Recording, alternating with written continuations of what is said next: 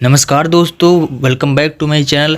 क्या आपका भी 6 मार्च को फिजिक्स का पेपर है? और फिजिक्स का पेपर ये यूपी बोर्ड ने खुद ये ऑफिशियल मॉडल पेपर जारी किया है। 346 FWH का सेट का पेपर है, तो काफ़ी इंपॉर्टेंट आपके बोर्ड एग्जाम 6 मार्च के लिए वायरल पेपर हो सकता है, क्योंकि यूपी बोर्ड ने ये खुद पेपर जारी किया कि इससे बाहर क्वेश्चन आना ही नहीं। इतना अगर आप पढ़ लेते हैं तो पास होने का ट्रिक ये हो जाता है। ठीक है, अगर इतने आप सॉल्व कर लेते हैं क्वेश्चन पेपर को, आप ये क्वेश्चन पेपर अगर आप हल कर लिए खुद से तो आप 100% पास हो जाएंगे, है ना।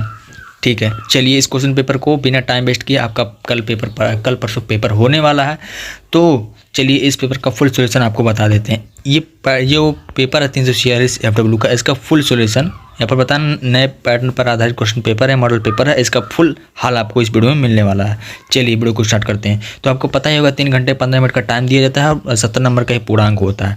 चलिए, और इसमें निर्देश आपको पता ही होगा, सभी प्रश्न करना अनिवार्य होता है। इसमें 4 खंड होते हैं, 5 खंड होते हैं, खंड आ, खंड बा, खंड सा, खंड दा, खंड या।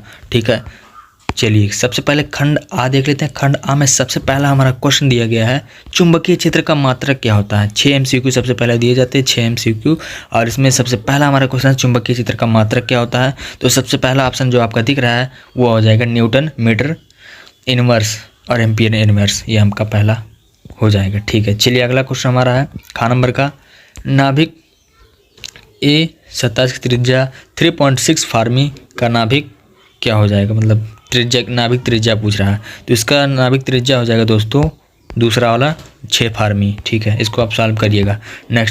नेक्स्ट आपका हो जाता है, आइंस्टाइन के प्रकाश विद्युत समीकरण में निम्नलिखित संरक्षण पर नियम का पालन कीजिए। तो नियम का पालन क्या हो जाता है, इसमें ऊर्जा हो जाता है। ठीक है, अगला क्वेश्चन हमारा है, यदि किसी LCR परिपथ में VL, VR, VC तथा V नॉट क्रमशः प्रतिरोध संधारित्र की स्रोतों में AC वोल्टमीटर के पाठ्यांक हो, तब इसका उत्तर क्या हो जाएगा, ये लास्ट वाला हो जाएगा, V0 square plus VL minus VC whole square plus VR का स्क्वायर। ठीक है, अगला हमारा राडा नंबर का क्वेश्चन है, बहुविकल्पीय राडा नंबर का क्वेश्चन है।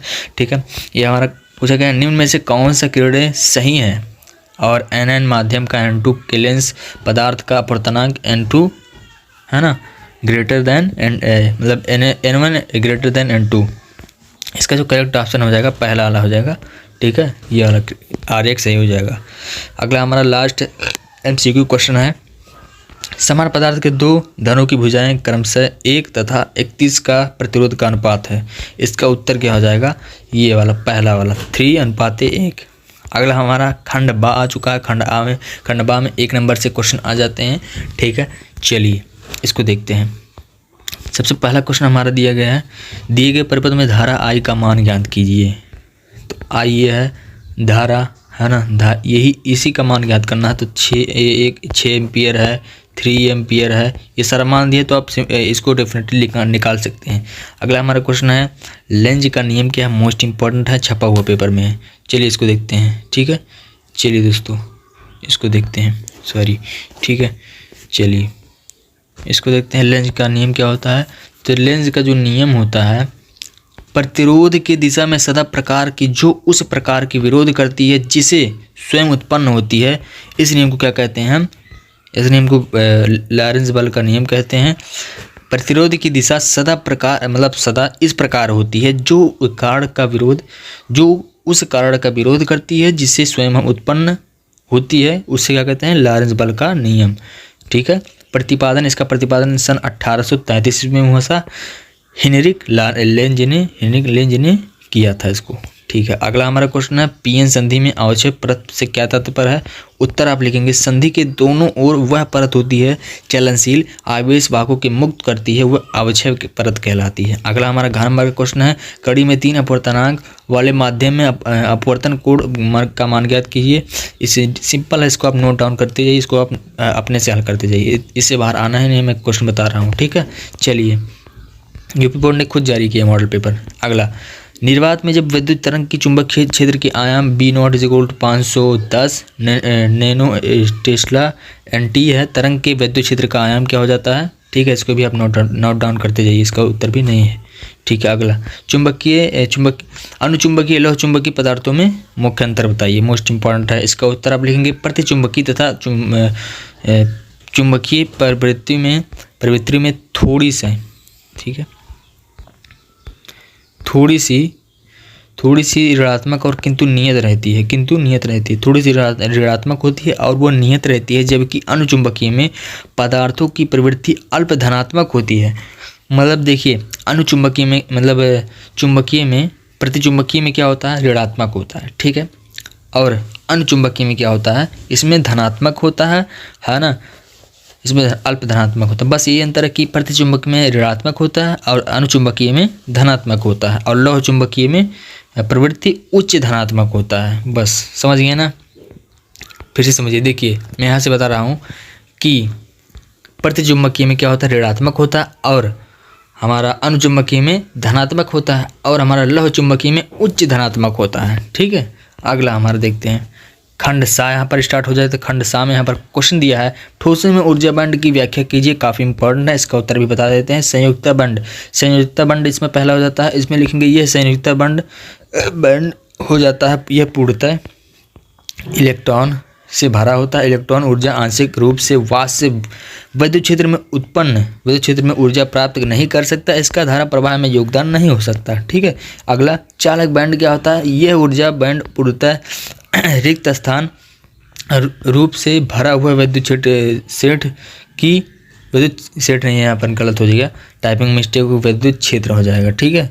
अगला ऊर्जा प्राप्त धारा प्रवाह होता है, इस बाध्य करता है, अतः ये योगदान क्या हो जाएगा, ठीक है। अगला क्वेश्चन हमारा है रदरफोर्ड के अल्फा प्रकीर्णन का निष्कर्ष बताइए। चलिए इसका उत्तर भी बता देते हैं आपको, मोस्ट इम्पॉर्टेंट है इसका। पहले आप इसका स्ट्रक्चर इस प्रकार से बना लेंगे। स्ट्रक्चर फिजिक्स में भी स्ट्रक्चर मेन होता है, क्योंकि अगर आप क्वेश्चन नहीं लिखे अच्छे से, अगर आप स्ट्रक्चर भी बना देते हैं तो आधा नंबर मिल जाएगा स्ट्रक्चर का ही, ठीक है। चलिए इसको लिखेंगे अल्फा प्रकीर्णन, रदरफोर्ड का अल्फा प्रकीर्णन नियम, इसको चलिए लिखिए। यह प्रयोग के परिणाम थॉमसन द्वारा सुझाए गए परमाणु के पलंग पुडिंग, ठीक है, मॉडल के साथ मेल नहीं किया जाता। रदरफोर्ड जो है उसके निष्कर्ष निकला कि चूंकि अल्फा सकारात्मक रूप से आवेशित होते हैं, इसलिए वे वापस विक्षेपित के लिए उन्हें बड़े प्रतिकर्षण बल नहीं आवश्यकता होती है। उन्होंने आगे तर्क किया कि ऐसे होने वाले जो परमाणु होते हैं उसे सकारात्मक आवेश के केंद्र में केंद्रित की आवश्यकता होती है, पहले स्वीकृत मॉडल में बिखरे होते थे, ठीक है। अगला पॉइंट हमारा है, इसलिए इसे आपतित अल्फा परमाणु केंद्र का धनात्मक द्रव्यमान बहुत करीब होता है, वह प्रतिकर्षित होता है जिससे विक्षेपण होगा। दूसरी ओर यह इस द्रव्यमान से, ठीक है, उसी में यह द्रव्यमान से नाभिक में केंद्रित हो जाता है। साथ ही इलेक्ट्रॉन ग्रह और सूर्य की नाभिक चारों ओर कक्षाओं में घूम रहे। इसके अलावा रदरफोर्ड के प्रयोगों में, चलिए दोस्तों इसको देखो, प्रकीर्णन का नियम जो होता है रदरफोर्ड का, इसमें इस प्रकार से अब लिख लीजिएगा, ठीक है। मतलब इसमें होता क्या है कि यह निष्कर्ष रदरफोर्ड नाभिक आकार 10⁻14 मीटर बीच होता है, मीटर के बीच का होता है। अगला देख लेते हैं इसका पॉइंट। गतिज सिद्धांत के अनुसार परमाणु का आकार लगभग 10 से 10⁻⁻10 मीटर रदरफोर्ड द्वारा प्रस्तावित नाभिक के प्रकार का लगभग 10,000 से 1,00,000 गुना होता है। इसकी 1,000 10,000 लगा 1,00,000। नाभिक से इलेक्ट्रॉनों की दूरी नाभिक के आकार में लगभग 10,000 से 1,00,000 गुनी होती है, ठीक है। और यहाँ पर अगला क्वेश्चन हमारा आ जाता है स्टूडेंट, यहाँ पर हमारा अगला क्वेश्चन है, यदि प्रोटॉन और न्यूट्रॉन के संगत बर्गली तरंगदैर्घ्य समान हो तो दोनों में से किसकी गतिज ऊर्जा अधिक होगी? इसमें से पहला प्रोटॉन न्यूट्रॉन और प्रागली तरंगदैर्घ्य क्या होता है स्टूडेंट, ठीक है। इसका उत्तर चलिए लिखते हैं। इसका उत्तर इतना ही हो जाएगा। क्या उत्तर हो जाएगा? एक बैटरी लेंगे आप, उसमें 4 ओम प्रतिरोध तार में धारा प्रवाहित किया जाएगा। मान लीजिए एक बैटरी है आपके पास, ये बैटरी है, इसमें अच्छे से बनाते हैं बैटरी, यहाँ पर ये बैटरी है, यह है बैटरी, ठीक है। और बैटरी में 4 ओम क्या करते हैं, प्रतिरोध तार में धारा यानी आई प्रवाहित कर दिया जाता है, ठीक है। फिर हमसे पूछ रहा है उसी बैटरी में अन्य 4 ओम बस उसी बैटरी में 4 ओम है ना, 4 ओम आंतरिक प्रतिरोध, आंतरिक मतलब अंदर की प्रतिरोध, ये बाहर की प्रतिरोध है, ये अंदर की प्रतिरोध है, उसको ज्ञात कीजिए जबकि दोनों तारों में धारा समान ऊष्मा उत्पन्न करेगी। बस इतना ही इसका उत्तर हो जाएगा। अगला क्वेश्चन हमारा खंडदाय आ जाता है। खंडदाय में पहला क्वेश्चन है आवेश क्यू को आर तथा आर ग्रेटर देन त्रिज्याओं में संक्रित खोखले गोले में इस प्रकार वितरित किया जाता है ताकि उनसे आवेशों के पृष्ठ घनत्व बराबर हो। उभयनिष्ठ केंद्र में विद्युत विभव क्या हो जाएगी। ठीक है दोस्तों, चलिए ख नंबर का क्वेश्चन है विद्युत चुंबकीय तरंगे क्या होती है। मोस्ट इंपॉर्टेंट है, ये कह दीजिए आपका पेपर में छपा 7 सेट होता है ना, 7 सेटों में आपकी यूपी बोर्ड में 7 सेटों में से लगभग 5 सेट में तो क्वेश्चन छपा है। ठीक है, चलिए और इसके दोनों तरंगों के अभिलक्षण बताइए। चलिए इसका उत्तर आपको बता देते हैं ताकि आपका छूटे ना क्वेश्चन। सबसे पहला हमारा पॉइंट है विद्युत चुंबकीय तरंगे मूलतः अनुप्रस्थ प्राकृतिक होती है ना। अगला, इस तरंगों में प्रसार विद्युत चुंबकीय क्षेत्र में दोलन द्वारा सुगम, यह एक दूसरे लंबवत होती हैं। यह तरंग प्रसार दिशा में लंबवत होते हैं। ठीक है, अगला पॉइंट है यह निर्वात में विद्युत चुंबकीय तरंगे में स्थित गति की यात्रा करती है। ठीक है, अगला हमारा क्वेश्चन है बायो सेवर्ट का नियम, मोस्ट इंपॉर्टेंट है, इसको नोट डाउन कर लीजिए। ठीक है, चलिए अगर आपको फार्मूला चाहिए, फार्मूला डेरिवेशन मोस्ट इंपॉर्टेंट चाहिए तो आप डिस्क्रिप्शन में लिंक दे दूंगा। मोस्ट इंपॉर्टेंट जो आपके फार्मूला है पूरे बुक के फार्मूला यहाँ पर मैं एक वीडियो में 1 शॉर्ट वीडियो में बता दिया हूँ, तो उसको आप जाके देख सकते हैं। ठीक है, अगर आपको वीडियो अच्छा लग रहा हो तो आपको क्या करना है, अगर आपको वीडियो अच्छा लग रहा हो तो आपको एक फ्रेंड के साथ इस वीडियो को शेयर कर देना ताकि उसका भी मदद मिल सके। चलिए बायो सेवर्ट का नियम पूछा, इसकी सहायता से वामावर्ती धारावाही लूप के अच्छे चुंबकीय क्षेत्र में तीव्रता का सूत्र क्या कीजिए, प्रस्तावित कीजिए, इसकी दिशा को समझाइए। अगला क्वेश्चन हमारा है, इसको नोट डाउन कर दीजिए। प्रकाश में प्रभाव के उत्सर्जित फोटो इलेक्ट्रॉन की अधिकतम गतिज ऊर्जा E और आपतित प्रकाश की आवृत्ति V ग्राफ द्वारा प्रदर्शित किया गया। इसको प्रदर्शित करना है, आपको ज्ञात करना है। ये बनाया गया है, इसके अनुसार आप लिख सकते हैं ना कि ये ग्राफ बनाया है, इसमें E है ये सारा। अगर आपको नहीं आता, बाई चांस आप छोड़ रहे हैं क्वेश्चन, तो मैं आपको एक ट्रिक बता दे रहा हूँ डेरिवेशन सॉल्व करने की, कि आपको स्टेप बाय स्टेप इसके अनुसार इसका जो है पूरा थ्योरी यहाँ पर लिख देना है सही तरीके से। आपको जैसे ये कितना नंबर का, 5 नंबर का मान लीजिए है, तो 2.5 नंबर आपके हाथों में होगा, है ना, आधा नंबर मिल जाएगा। चलिए अगला, इसको ज्ञात का करना है, इसमें दहलीय आवृत्ति ज्ञात करना है, कार्यफलन ज्ञात करना है, EV और प्लांक नियतांक ज्ञात करना है। ठीक है, प्लांक नियतांक यानी H बराबर H को प्लांक नियतांक कहते हैं। इसको हम 6.6 × 10⁻⁻34। ठीक है, अगला क्वेश्चन, अन्योन्य प्रेरक गुणांक की परिभाषा दीजिए। किसी प्राथमिक कुंडली में धारा I = 10 sin 100 πt एम्पियर प्रवाहित होने पर इसकी समीप द्वितीय कुंडली में अधिकतम क्या हो जाती है दोस्तों, विद्युत प्रेरित वाहक बल 5 पाई वोल्ट। इसकी कुंडलियों में माध्य अन्योन्य प्रेरक गुणांक का मान क्या होगा। ठीक है स्टूडेंट, यहाँ पर ये क्वेश्चन था, इसको नोट डाउन कर लीजिए। अगला क्वेश्चन देखते हैं। अगला हमारा क्वेश्चन है 5वें नंबर का, किसी अवतल दर्पण में किसी वस्तु का 4 गुना वास्तविक प्रतिबिंब बनता है तो दर्पण में 3 मीटर दर्पण क्वेश्चन आपको मतलब फार्मूला यहाँ पर लगा देना है, उसके अनुसार जो दिया है उसको लिख देना है थ्योरिकल, और यहाँ पर इसको सॉल्व करना है। वक्रता त्रिज्या ज्ञात करना है, यानी R ज्ञात करना है, तो वहाँ पर आप R ज्ञात कर लीजिएगा।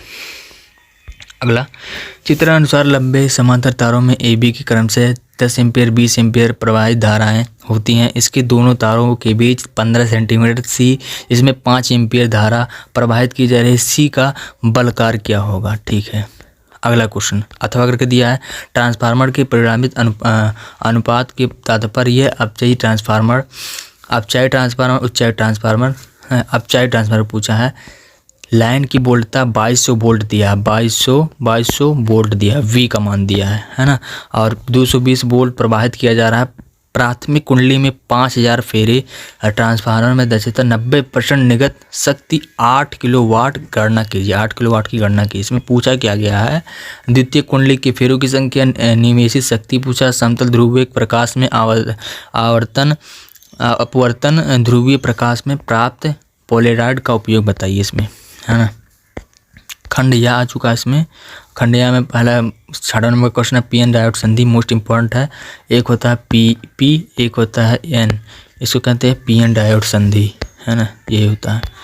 और यहाँ पर इसमें जो है विन्यास समझाइए और ये अग्र वोल्टेज में के बीच धारा ग्राफ वोल्टेज को दिखाइए। अगला क्वेश्चन हमारा हाथ पकड़ के दिया है पी एन दंडी मतलब वही पी एन संधि डायोड का अभिनीत विन्यास का समझाइए और इसका उत्क्रम ग्राफ बनाइए निबल। ठीक है। अगला 7 नंबर का क्वेश्चन है वो इसमें अथवा का क्वेश्चन पूछा जाता है। अगला 7वां है बोरे के क्वांटम सिद्धांत की सहायता से दिखाइए एन और कक्षा में परिक्रमण इलेक्ट्रॉन की, यही सारा क्वेश्चन दिया है कि इसको हम नोट डाउन कर लीजिएगा। इसमें मैं ट्रिक बता देता हूँ कि अब जो जो दिया उसको दिया करके उसको नोट डाउन फिर कर लिख दीजिए और यहाँ पर एक चित्र बना दीजिए। मतलब से कोई भी चित्र आप बना दीजिएगा अगर आपको नहीं आता है तो। अगर आपको सही उत्तर आता है तो सही उत्तर आप लिख सकते हैं, नहीं तो अगर आपको नहीं आता छोड़ के क्वेश्चन नहीं आना है उसको आप बना के लिख सकते हैं, आधा नंबर तो मिलना निश्चित है। नेक्स्ट है इलेक्ट्रॉन की तरफ मान, जो भी आप न्यूमेरिकल डेरिवेशन सॉल्व करते समय आपका ज़रूरत पड़ेगा तो यहाँ पर ये मान दिएगा, इसको आप लिख सकते हैं। ठीक है। जैसे AMU एक एटॉमिक मास यूनिट और एक AMU बराबर 931 मेव होता है ना। 8वां क्वेश्चन इस प्रकार से दिया है प्रकाश के व्यतिकरण विवर्तन को विभेद कीजिए और झिंगरी प्रकाश के विवर्तन की घटना गुणात्मक के रूप में 6000 ए तरंगदर प्रकाश 3 × 10⁻⁴ सेंटीमीटर चौड़ाई की झिर्री या विलंबवत आपतित हो रही केंद्रीय उच्चिट में कोड़िए की चौड़ाई ज्ञात कीजिए। ठीक है। अगला 9 नंबर क्वेश्चन है C तथा 2C धारिता वाले समांतर प्लेट की संधारित्र चित्रानुसार विभवांतर में बैटरी में जोड़े जाते हैं। यदि बैटरी को हटा दें तो C धारिता वाले संधारित्र की प्लेटों के बीच पूर्ण रूप से की प्रद्युतांक पदार्थ भर दें तब क्या ज्ञात करना है। जैसे कि यहाँ पर ये चित्र बना, चित्र के अनुसार आप लिख सकते हैं, इसमें कोई दिक्कत वाली बात नहीं है। ठीक है। अगला इसमें है संयोजन की कुल धारिता, संयोजन के बीच विभवांतर, संयोजन के बीच संचित ऊर्जा।